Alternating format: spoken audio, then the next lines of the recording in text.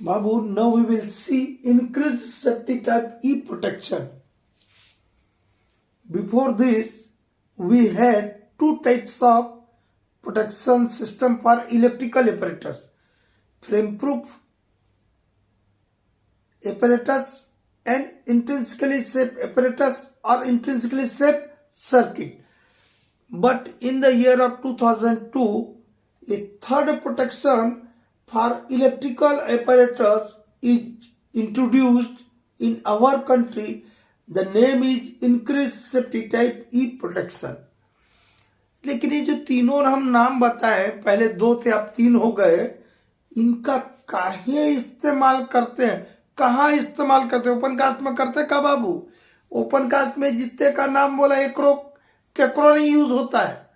ये यूज होता है अंडरग्राउंड कोल माइन में। कहाँ यूज होता है?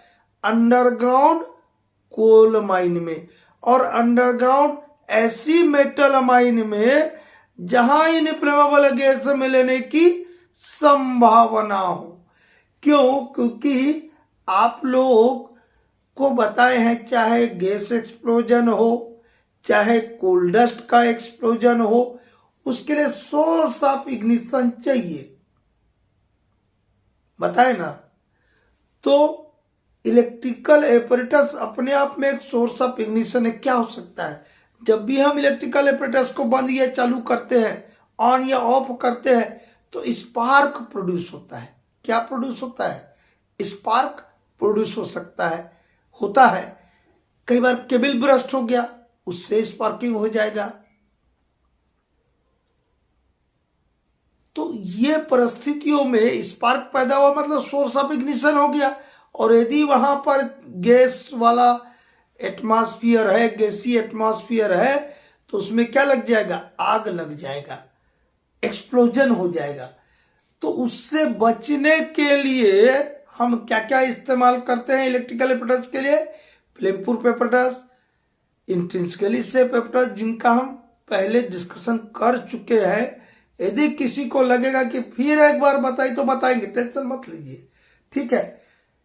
तो ये तीसरे टाइप का जो एपरेटस आया, अब आपका जो हम बताए कि बिजली वाले जो भी एपरेटस होते हैं उनको ऑन या ऑफ करते हैं तो स्पार्क प्रोड्यूस होता है।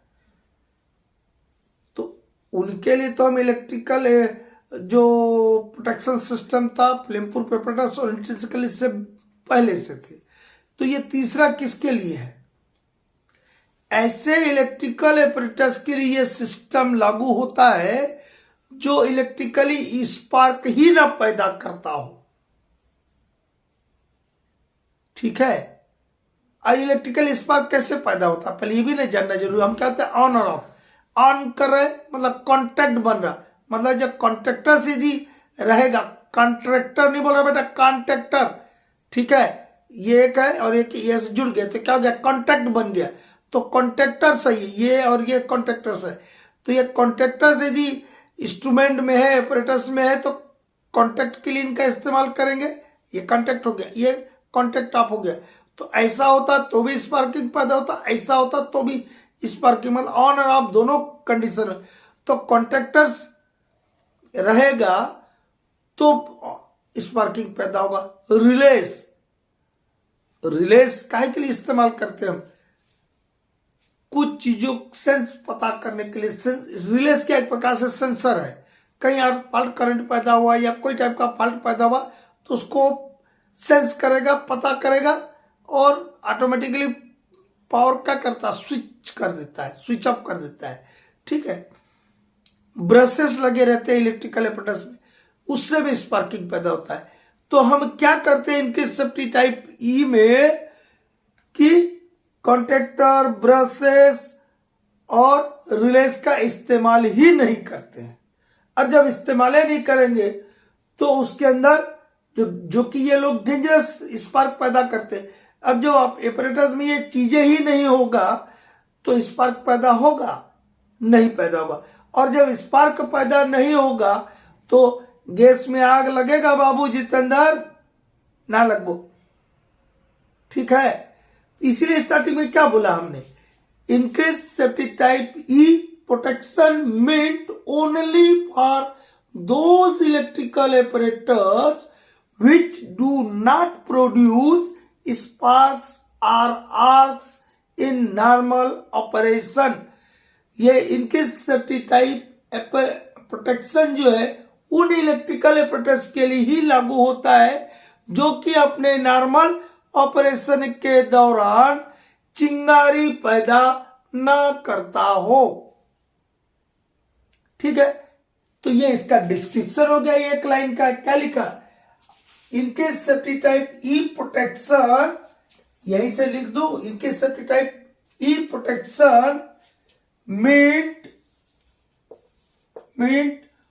only for those electrical apparatus, only for those electrical apparatus which do not produce sparks। ये वर्ड याद रखिएगा, आर आर्क्स, ये दोनों एक ही चीज होता बेटा, अलगे अलगे नहीं है। कोई स्पार्क बोलता, कोई आर्क्स बोलता, एक ही चीज है। Which do not produce sparks arcs in a normal operation.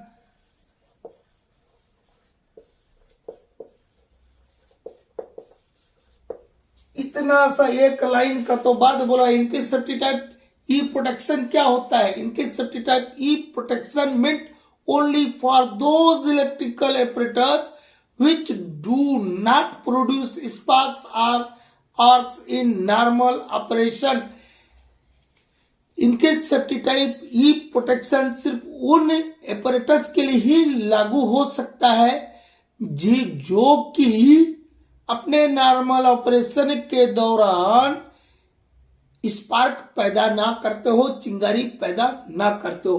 Constructional detail में कंस्ट्रक्शनल रिक्वायरमेंट क्या रहेगा, कैसे टाइप के रहेंगे, तब ये खाना मतलब ये जो बात बोली ये पूरा हो जाए कि आर्क ही ना पैदा करे, स्पार्क ही ना पैदा करे, ऐसा इलेक्ट्रिकल एपरेटस हमको बनाना होगा।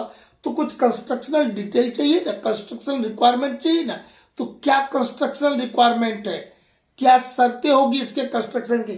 पहली क्या बताया मैंने, no there are no contractors, ऐसा लिख सकते हैं। There are no contractors relays and brushes which produce dangerous spark। क्या कर दिया भैया हमने, जो इलेक्ट्रिकल एपरेटस हम इस्तेमाल कर रहे हैं उसमें कॉन्ट्रैक्टर, रिले, RELYS लिखा है, रिलेस, और ब्रशेस, BR है, ये बढ़िया देखिएगा, BRUSHESS ब्रश लिखा गया। ब्रशेस को हम इस्तेमाल ही नहीं करते, और जब इस्तेमाल नहीं करेंगे जो कि डेंजरस स्पार्क प्रोड्यूस करते हैं, जब करेंगे ही नहीं तो स्पार्क प्रोड्यूस नहीं होगा, क्योंकि जो इलेक्ट्रिकल एपरेटस स्पार्क पैदा नहीं करेगा उसी में इनके सेफ्टी टाइप ई सिस्टम होता है। ठीक है, दूसरा कि हम करंट कैरिंग कैपेसिटी को क्या करते हैं, रेस्ट्रिक्ट कर देते हैं। इसमें करंट कैरिंग कैपेसिटी को रेस्ट्रिक्ट कर देते ताकि टेम्परेचर जो है 150 डिग्री सेंटीग्रेड से ज्यादा ना बढ़े। ठीक है, current carrying capacity, current carrying capacity is restricted so that temperature is reduced to 150 degree centigrade. ठीक है,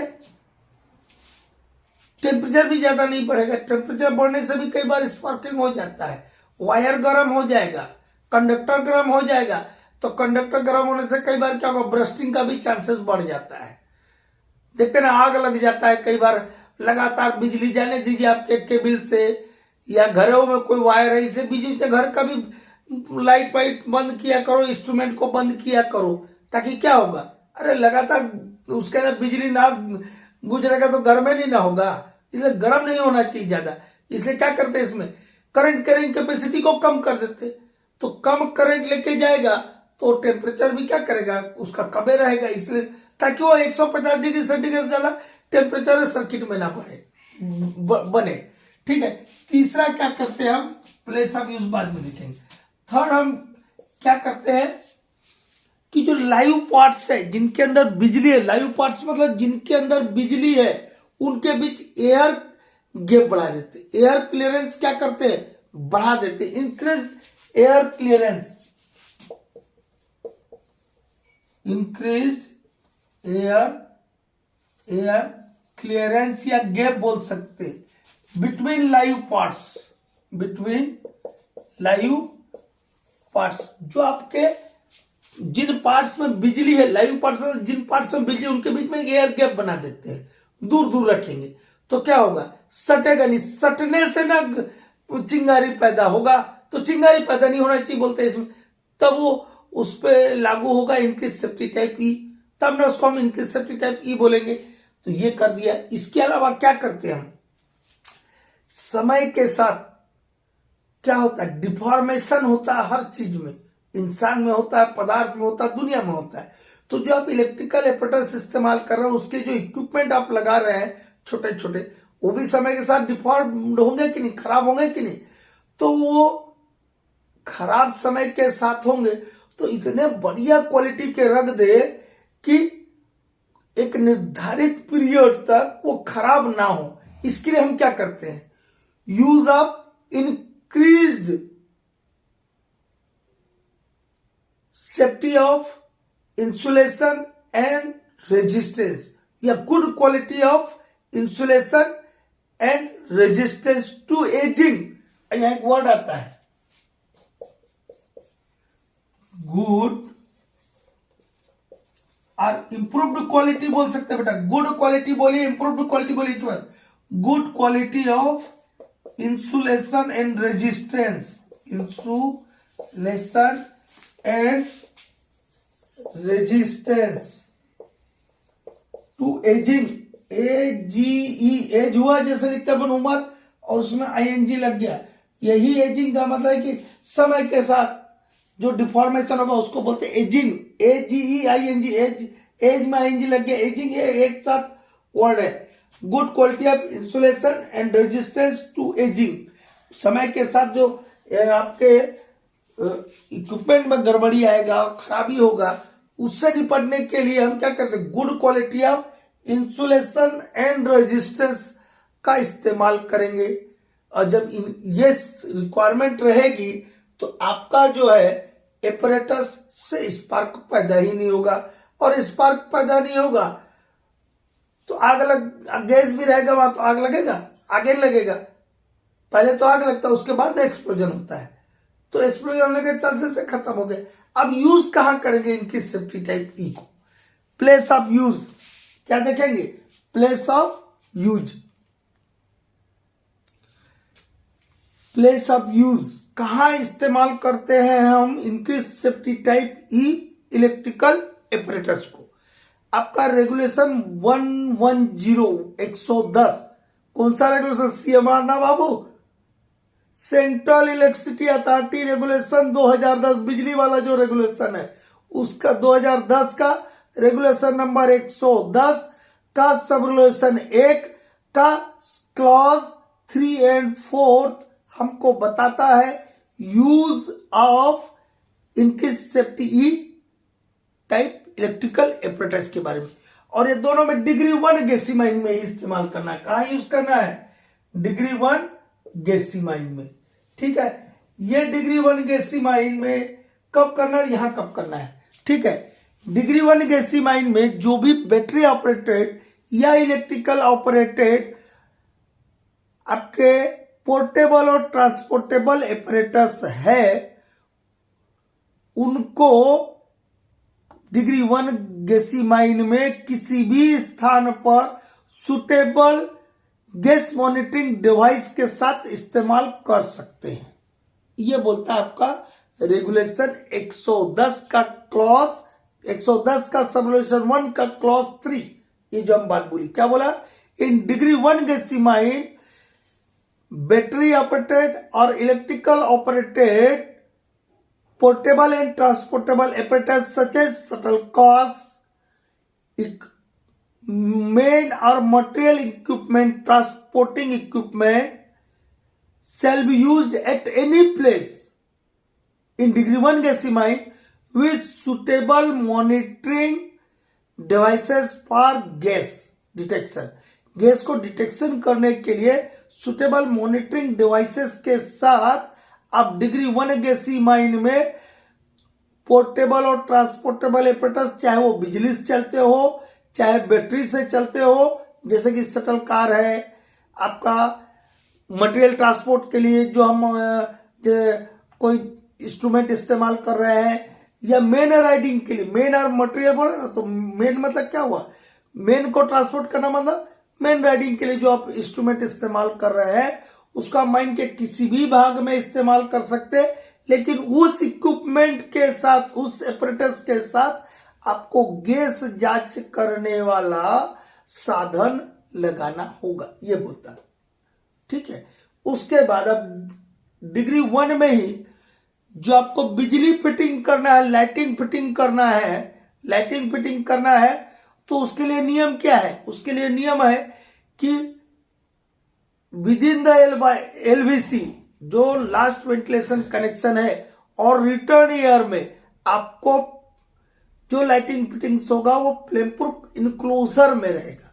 बट ये जो दो प्लेस को बोले हमने विद इन द एलवीसी मतलब क्या हुआ, लास्ट वेंटिलेशन के कनेक्शन के अंदर, मतलब डिस्ट्रिक्ट के अंदर, ये बात हुआ बाबू छोटे से बात में। और रिटर्न ईयर में सबसे ज्यादा खतरा होता है क्योंकि सब गैस वहीं से न जाएगा जी, तो उसमें रिटर्न एयरवेज में और विद इन द एलवीसी आपको लाइटिंग फिटिंग्स जो रखना होगा उसको फ्लेम प्रूफ इनक्लोजर में बंद करना होगा। लेकिन ये जो दो जगह के हम नाम बोले, इसके अलावा at other places of degree 1 gassy mine lighting fittings may be use as a increase safety type E, इतना ही बोलता है। ये लिखा है रेगुलेशन 110 के सब रेगुलेशन 1 के क्लॉज 4 में, इतना ही तो है बेटा प्लेस ऑफ यूज। ठीक है, कोई दिक्कत है? एक लाइटिंग फिटिंग के लिए जो आपके लैंप्स होते, बिजली के लैंप्स होते, उनको कैसे फिट करना, कहां करना, कैसे करना, वो बताया। और एक में बताया कि जितना भी आपका पोर्टेबल और ट्रांसपोर्टेबल एपरेटस, चाहे वो बिजली से चलता हो, बैटरी से चलता हो, वो डिग्री 1 गैसीमाइन में कहीं पर भी आप इनके सेफ्टी टाइप ई, इलेक्ट्रिकल टाइप एपरेटस को आप इस्तेमाल कर सकते हैं, लेकिन गैस मॉनिटरिंग डिवाइस उस इक्विपमेंट के साथ लगाना होगा। इतना ही ना है, ठीक है।